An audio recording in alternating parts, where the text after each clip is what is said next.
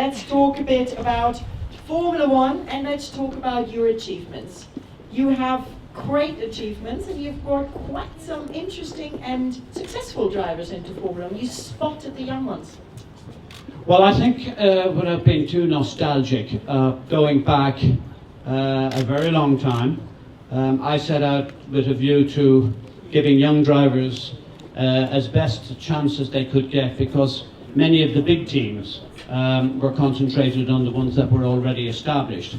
And I think the first one, I know Keith Sutton will verify this, but he hounded me, and I eventually gave a young driver by the name of De Silva a drive in June of 1982 at Silverstone, and of course he went on to become the great Ayrton Senna.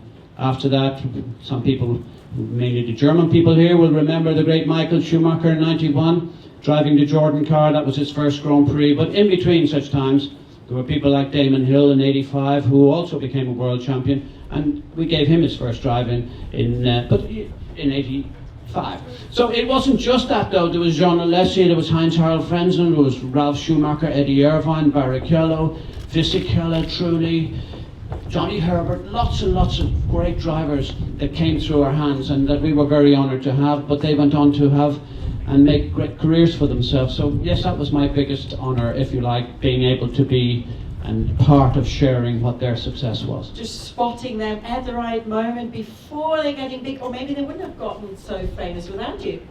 Maybe they may have got a lot more famous and a lot more rich, because I took plenty of money from them, don't you worry.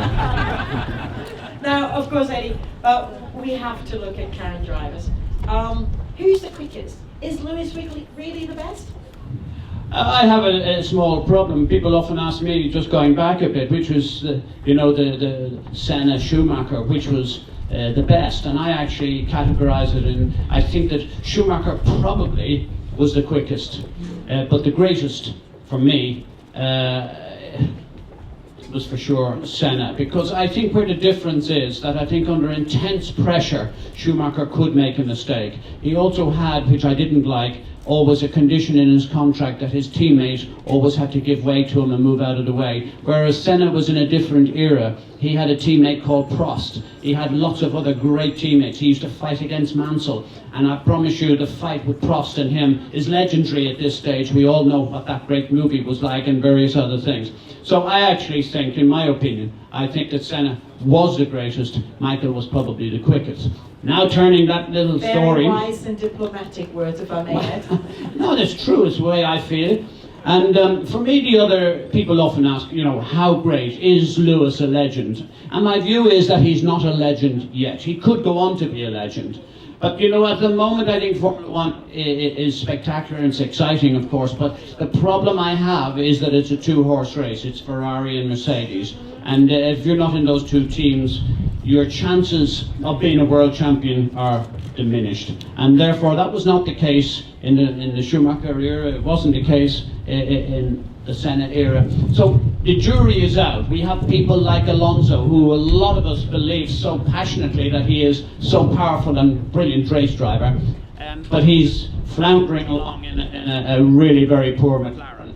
And I don't know what they're going to do in the future, but they have to do something, because two world champions in that car, sadly it's not what we expect from McLaren, and it's not what we want from McLaren, so they need to get their act together. But they did get on the podium in Sao Paulo, as you saw, when they walked past it and stood on it. I was beginning to see, what was I wasn't quite understanding what you were going to say there, because I haven't seen them even close to a podium in terms of racing. No, I'm referring to, right?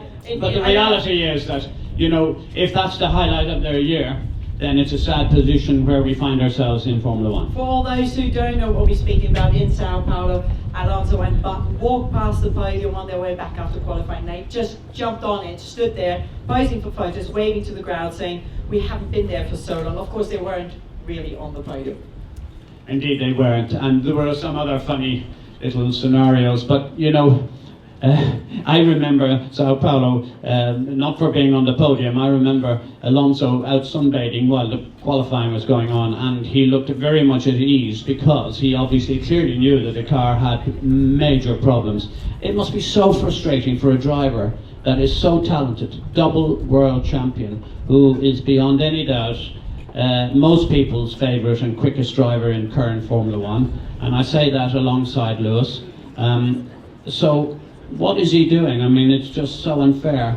He left Ferrari at the wrong time. I think it was a huge catastrophe for him and his management people to leave Ferrari just at that time. But you have to give full credit to Sebastian Vettel. 3 wins this year. I mean, really, what he has achieved, when you bear in mind that some people thought that he was looked into 4 world titles because of the Adrian Newey scenario at Red Bull. But I think he's brought a new atmosphere into Ferrari, and I think Ferrari can bring the fight to Mercedes next year, and we all want that to happen, I think, don't we? Yes, we do. Maybe even already this weekend to see. Well, we hope so, but you know, that would be a big dream. My hope for the weekend is that the Mercedes management allow the drivers, you know, to take the gloves off and let them slog it out and have a big battle between the 2 drivers, between Rosberg and Lewis Hamilton, because honestly, contrived races and who wins here and who wins there and who can pass and who does the pit stop at this stage. Come on, guys, make sure that we can have a full fight where the drivers make the decisions, not the engineers, not the managers in booths. Let's have a straight fight between the drivers. It would be brilliant for Abu Dhabi, and it's what we want and what we came for. I would definitely be looking out for that as well. Let's have a really, really quick look at up-and-coming young drivers. Not just so much up-and-coming. I mean, I'm talking about the Jos Verstappen, who has really shown some impressive moves, some incredible overtaking manoeuvres that are stunning this year. Well, there's no doubt. I mean, what a breath of fresh air. We were all thinking this time last year, how can a 17-year-old who does not have a driving license be allowed to come and race with the so-called big boys in Formula One? What kind of a show is it going to be? Will he look silly? What's going to happen? But we should have all guessed. We know what his dad was like. He's tenacious, and he's such a fanatic for precision and detail. And I think all of those attributes are clearly in abundance with Jos. Some of the practices and some of the moves that he's able to pull on the outside of bends that people cannot even imagine that he does, for me, is spectacular. But you know, he's not the only one. Carlos Sainz. What a great job he's doing. And the 2 of them are in the same team. If you actually look at the statistics, you'll be surprised how close they are in terms of qualifying and speed and points.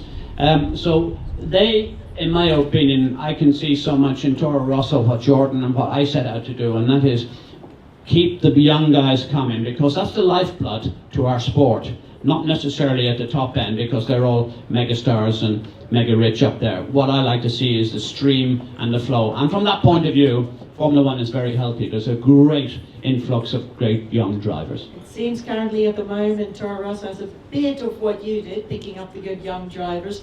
Now, changing the subject slightly, the reason why we're all here is, of course, the Her Majesty Queen Sylvia of Sweden World Childhood Foundation.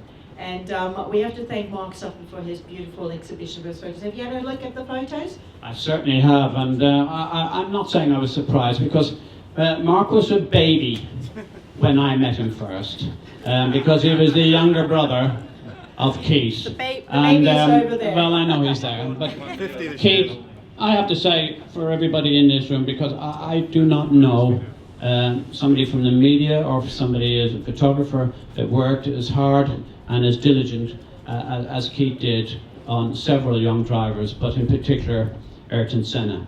In the very early 80s, he found him in Formula 4 2000, and he pestered us because he was in Toaster and we were in Silverstone, and he pestered us to do the job. And what a great thing that he did to bring, for me, the current star, if you like, because I know he's not with us, but he is really. When you go to Brazil, you feel everything around you is all to do with Ayrton Senna. He had that magnetism, and he had that just cult about him that he could attract people to. And what can I say about Mark? He's obviously watched exactly what his brother did. Dare I say, probably tries to do it better. And indeed, in some respects, he does do it better. I hope you're not offended by that, Pete. But anyway, together, as a family, these 2 boys are absolutely brilliant. They've been I don't know how many Grand Prix you guys have done between you, but certainly as a family, probably no one has ever competed and been at as many Grand Prix as you guys. So full marks to you guys. A round of applause. That's really.